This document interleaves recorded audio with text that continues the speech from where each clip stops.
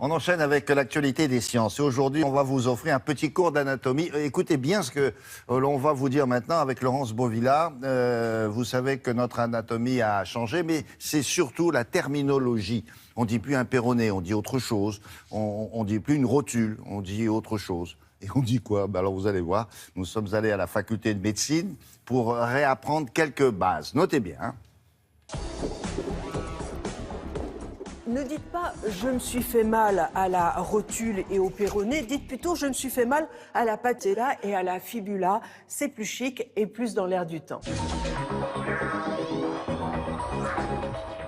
L'omoplate, c'était le terme qu'on utilisait autrefois. Maintenant, la nomenclature internationale, pour tous les médecins, fait qu'on utilise le terme scapula.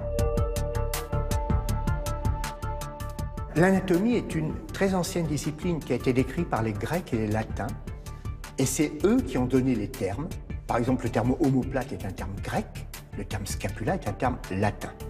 Et puis, chaque école de médecine a utilisé, selon ses habitudes, soit le terme latin, soit le terme grec. Ce qui fait que quand on lisait les articles ou quand on lisait les livres d'anatomie, eh bien, on ne s'y retrouvait pas.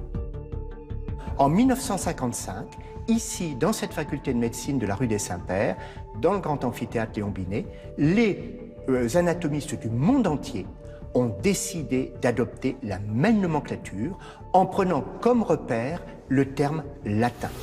C'est seulement depuis une vingtaine d'années que les ouvrages médicaux se sont mis à la nomenclature internationale. Dans les écoles, les collèges et la plupart des lycées, pour l'instant, rien ne bouge, la rotule reste la rotule. Dans le cœur, nous avons 4 cavités. Les 2 ventricules, ces 2 ventricules, ils ont gardé leur nom. Par contre, les oreillettes sont devenues les atriums. Sur l'avant-bras, ici, vous avez le radius qui reste le radius. Par contre, cet os que nous appelions le cubitus est devenu l'ulna. Et si nous descendons au niveau du poignet, le grand os s'appelle maintenant le capitatum. Le trapèze s'appelle le trichetrum.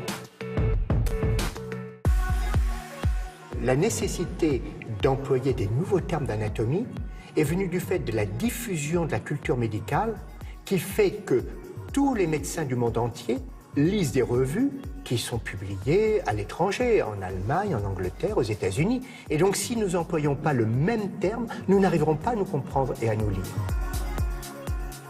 Cette nomenclature a du mal à s'installer en France. Pourtant, 60% des erreurs médicales sont dues à une mauvaise communication entre les soignants. Alors qu'ils commencent à parler la même langue, c'est plutôt rassurant.